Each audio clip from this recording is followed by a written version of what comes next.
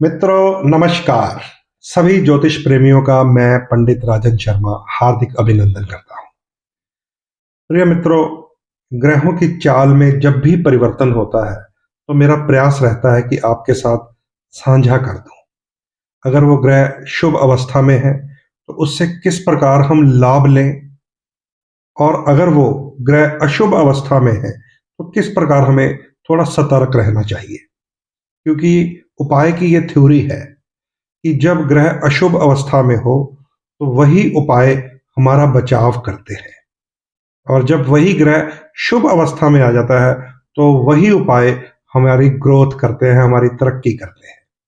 अगर हम इस सिस्टम के साथ जुड़े रहेंगे तो हम अपने जीवन को बड़े अच्छे तरीके से मैनेज कर सकते हैं। आइए, आज इस समय जब मैं आपसे बात कर रहा हूं, एक ग्रह का परिवर्तन आज ही हुआ है। बुध ग्रह धनु राशि में अस्त हो गए हैं। ये सारी समरी मैंने तैयार की हुई है, आपके साथ मैं साझी करूंगा। बुध ग्रह धनु राशि में गोचर कर रहे हैं।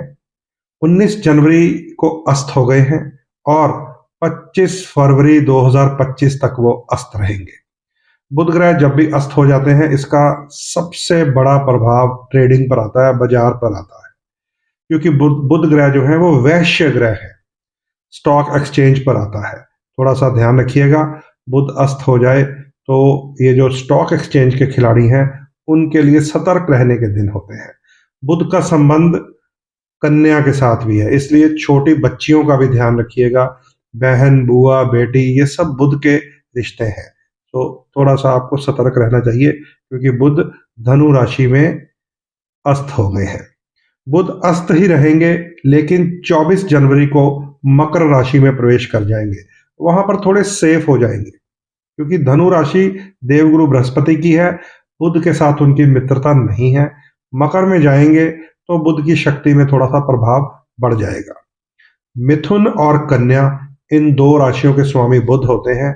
इसके अस्त होने का सबसे अधिक प्रभाव मिथुन राशि और कन्या राशि पर आएगा, जिनके भी लगन में होगी।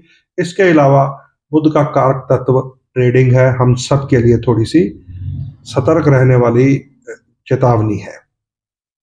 बुध के बाद 21 जनवरी को एक परिवर्तन आएगा, वो थोड़ी राहत देने वाला है। मंगल ग्रह, मंगल ग्रह जो नीच राशि में गोचर कर रहे हैं और ऊपर से वक्री भी हैं। संसार भर में ना जाने कितने अग्निकांड हो गए, कितने एक्सीडेंट हो गए, प्लेन क्रैश हो गए। अमेरिका का जंगल एक आग में उलझा पड़ा है, उसने कई शहरों को भस्म कर दिया है। यहां तक कि इसका एक प्रभाव, एक अंश कुंभ के अवसर पर भी हमने देख लिया कि वहां पर भी अग्नि ने अपना थोड़ा सा तांडव दिखाया। तो आप सब लोग सतर्क रहिए।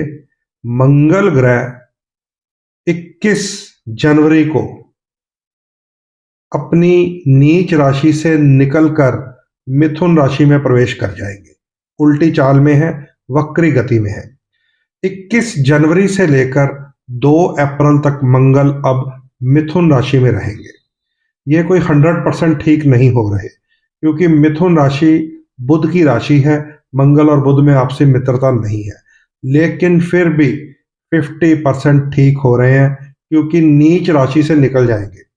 तो मंगल के नीच राशि से निकल जाने से कम इसका थोड़ा आग्नेय प्रभाव जो है, जो बहुत सारे कांड हो रहे थे, वो रुकेंगे।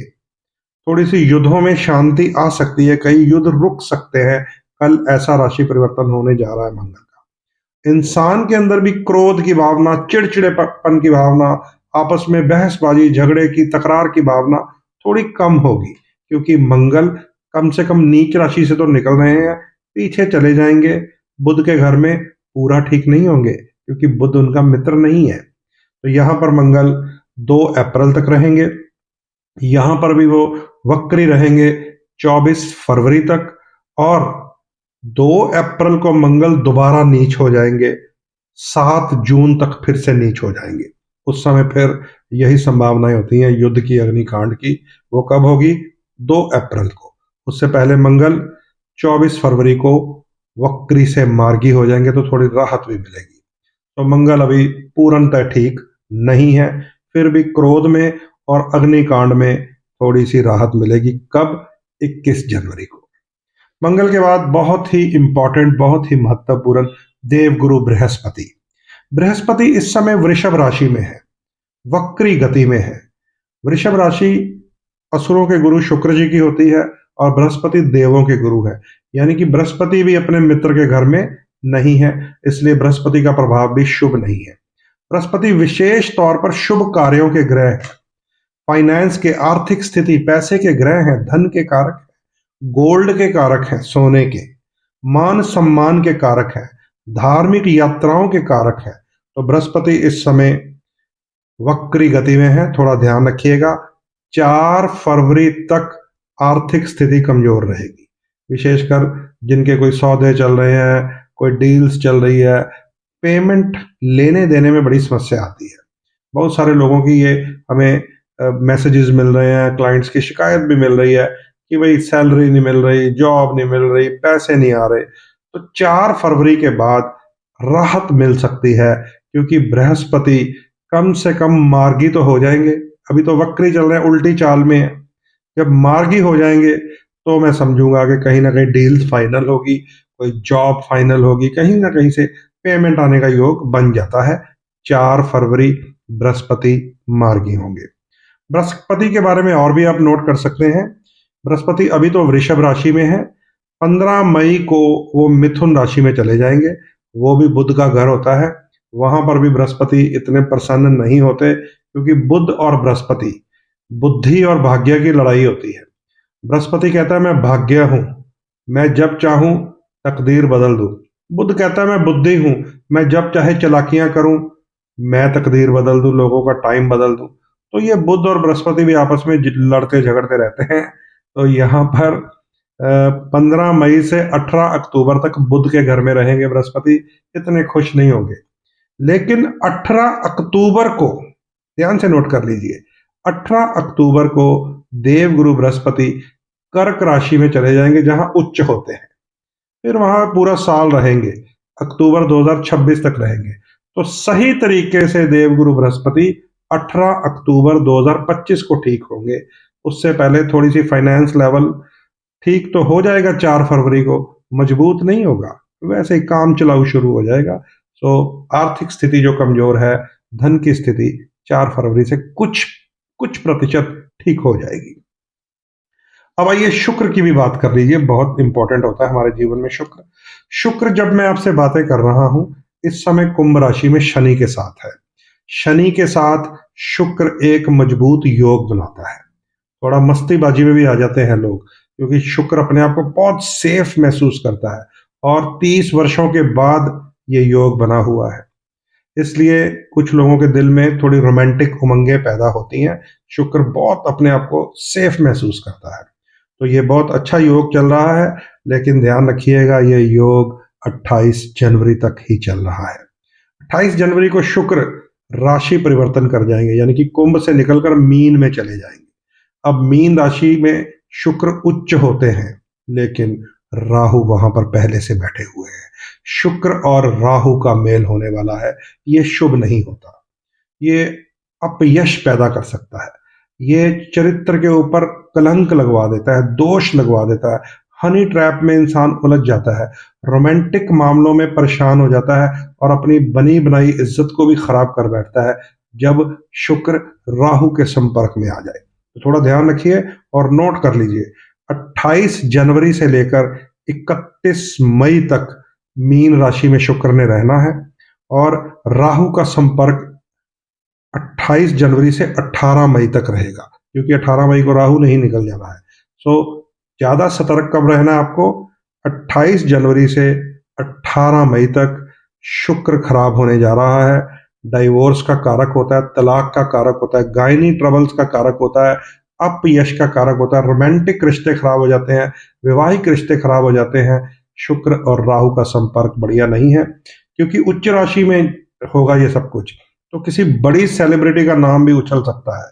ध्यान रखिएगा, जो लोग अपने आप को सेलिब्रिटी समझते हैं, टीवी में, चैनल्स में, रील्स में, फिल्मों में, म्यूजिक में, या अपने यूट्यूब चैनल्स में जो लोग अपना काम करते हैं और उनकी फीलिंग सेलिब्रिटी वाली है, शुक्र राहु के संपर्क में कहीं ना कहीं समस्या पैदा कर सकता है, सतर्क रहना पड़ेगा।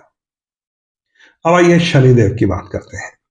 शनिदेव इस वर्ष में राशि परिवर्तन करेंगे, जो कि 2.5 साल बाद एक घर से निकलते हैं। इस समय शनि कुंभ राशि में है, लेकिन शनिदेव 29 मार्च 2025 के दिन कुंभ राशि से निकलकर मीन राशि में प्रवेश कर जाएंगे। हालांकि ये देवगुरु बृहस्पति के घर में जा रहे हैं, सम योग होता है, यहां पर शनि नुकसान नहीं करते किसी का, लेकिन एंट्री करते ही जो उन्हें योग मिलने वाला है वो शुभ नहीं है। वहां पर पहले से ही राहु बैठे होंगे, तो वहां पर तो शनि और राहु का प्रेत छाया योग लग जाएगा। 29 मार्च से 18 मई तक रहेगा, तो थोड़ा सतर्क रहिएगा, क्योंकि उन्हीं दिनों में मीन राशि में शुक्र भी होंगे, बुध भी होंगे, सूर्य भी होंगे, शनि भी होंगे, और 29 और 30 को तो चंद्रमा भी होंगे, यानी कि 6 ग्रह इकट्ठे हो जाएंगे। बड़ा ही कोई असमंजस भरी घटनाएं हो सकती हैं। तो शनि मीन राशि में 2.5 साल रहेंगे। यूं तो ये एक शांत शनि का गोचर माना जाएगा, लेकिन ये जो स्टार्टिंग है शनिदेव की, राहु के संपर्क में आने से या सूर्य के संपर्क में आने से पितृदोष बन जाएगा, प्रेत छाया बन जाएगा, थोड़ी गड़बड़ हो सकती है। कब? 18 मई तक, तो थोड़ा सा सतर्क रहिएगा।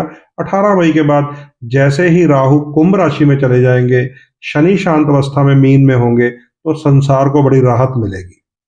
तो 18 मई के बाद असल में शनिदेव के परिवर्तन की राहत मिलेगी।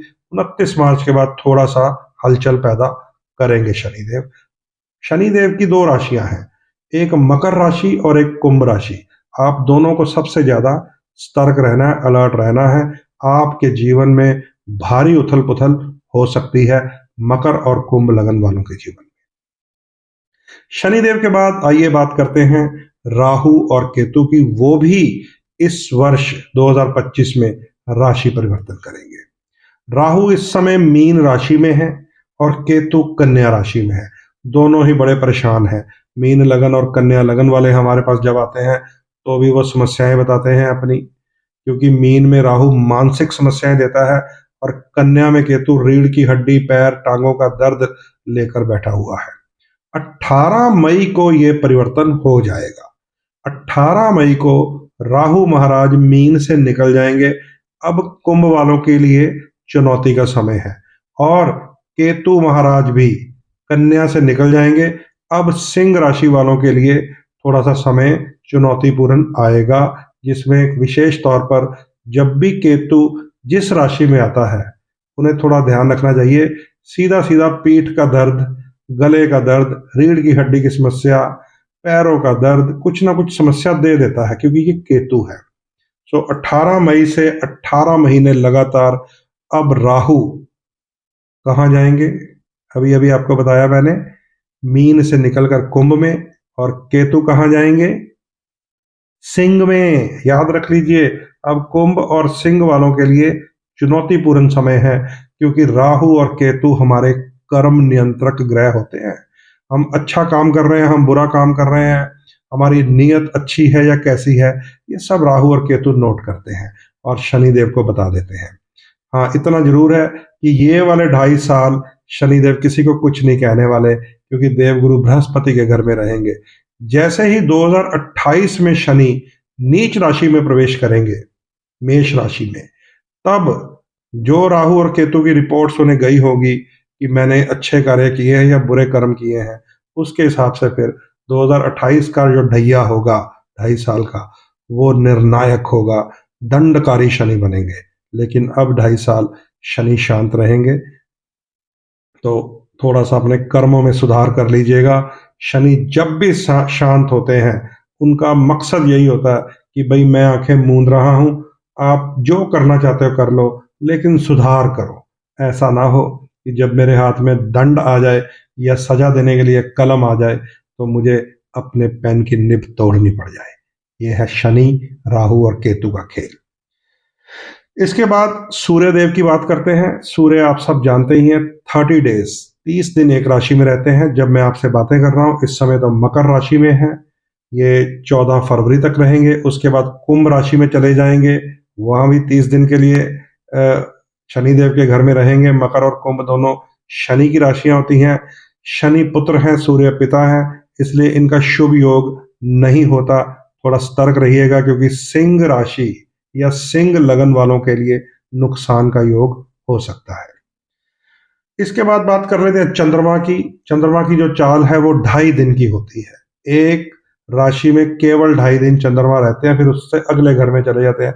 चंद्रमा के कारण ही हमारा मूड स्विंग होता है। चंद्रमा के कारण ही हमारे जीवन में कभी खुशी कभी गम आता है, क्योंकि एक दिन हो सकता है चंद्रमा उच्च राशि में चले जाए, हम सब खुश हों, प्रसन्न हों, बड़े अच्छे से चल रही हो, अगले दिन चंद्रमा छठे घर में चले जाए, जिसे रोग, शत्रु, कर्जे, परेशानियों का घर कहते हैं। तो ये सवा दो दिन का खेल चंद्रमा चलते रहते हैं। इसको ढैया, ढाई चाल भी कहते हैं।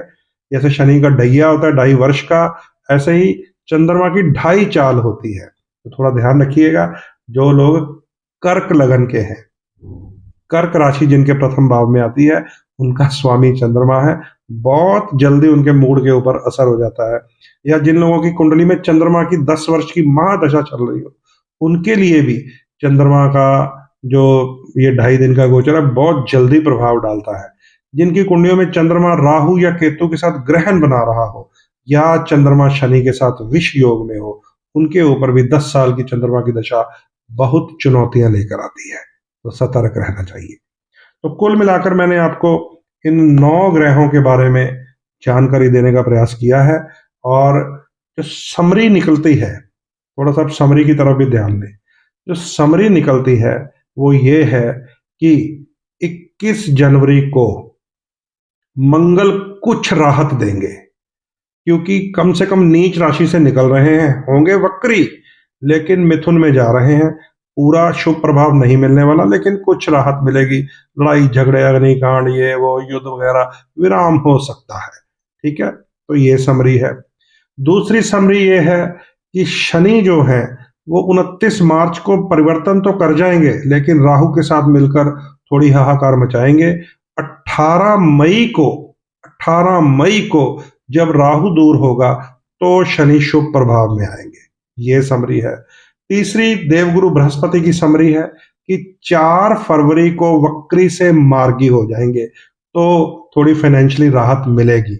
लेकिन पूरा बृहस्पति ठीक नहीं होंगे, क्योंकि वृष राशि और मिथुन राशि में रहना है उन्होंने, वो उनके मित्र नहीं होते। लेकिन जब वक्री हो जाते हैं तो गोल्ड का रेट देखिए कैसे बढ़ा है। वक्री, क्योंकि वो ऊपर गए तो नीचे से पीली मेटल को उठा लिया उन्होंने। तो जब मिथुन में जाएंगे, जो मैंने आपको बताया था 15 मई, तो थोड़ा कंट्रोल भी हो सकता है ये रेट। लेकिन बृहस्पति थोड़ी बहुत फाइनेंशियल राहत दे देंगे 4 फरवरी को। बहुत अच्छे तो जाके 18 अक्टूबर को होंगे। और सबसे जरूरी चीज जो है वो शुक्र और राहु का मिलना, ये भी समरी है। शुक्र और राहु, क्योंकि चरित्र के साथ इसका संबंध है, हमारी गृहस्थी के साथ, हमारी रोमांटिक लाइफ के साथ, हमारे कुछ जो संबंध होते हैं उनमें लीगल और इलीगल, वैध संबंध, जो धर्मपति या धर्मपत्नी का, अवैध संबंध। शुक्र और राहु का मतलब होता है अवैध संबंध, जो बदनामी का कारक बन सकते हैं, बनी बनाई इज्जत खराब कर सकते हैं। तो वो भी आप ध्यान रख लीजिए। ये भी समरी है। 28 जनवरी से लेकर 18 मई तक शुक्र राहु के साथ इलीगल एक्टिविटीज में मत जाइएगा, परेशानी हो सकती है। तो मित्रों, ये था ग्रहों का गोचर। लगभग सबके लिए यही मैं कहूंगा कि नव ग्रहों की स्थिति अभी बहुत ज्यादा अच्छे बैलेंस में नहीं आई है, डावाडोल सी है। जरूर प्रभु के चरणों में अपने आप को समर्पित रखें। अपने अपने लगन के अनुसार अपने धर्म त्रिकोण को मजबूत रखें। लगन पंचम नवम कहा जाता है, जिसकी कलर थेरेपी या त्रिशक्ति लॉकेट के रूप में जेम्स थेरेपी होती है, उसे जरूर मजबूत रखें। राहु से तो हम सबको थोड़ा बचाव करना चाहिए, केतु से भी। तो रॉयल ब्लू और ब्राउन कलर से बचाव रखें। जो आपके अच्छे लगन के संबंधित कलर हैं वो ज्यादा धारण करें, उनके स्टोन्स ज्यादा धारण करें। अपने लगन के मित्रों के जो ग्रह होते हैं उनसे संबंधित इष्ट देवी देवता की पूजा करेंगे तो आपको बहुत अच्छा असर मिलता है। जब ऐसे नवग्रह डावाडोल हों तो फिर ओम ब्रह्मा मुरारी त्रिपुरांतकारी भानु शशि भूमि सुतो बुद्धश्च गुरु शुक्र शनि राहु केतवे सर्वे ग्रहा शांति करा भवंतु। कि हे ब्रह्मा विष्णु महेश, इन सभी ग्रहों से शुभ प्रभाव मिले, शांति मिले, संसार में शांति आए, यही प्रार्थना करते हैं। ओम नमः शिवाय।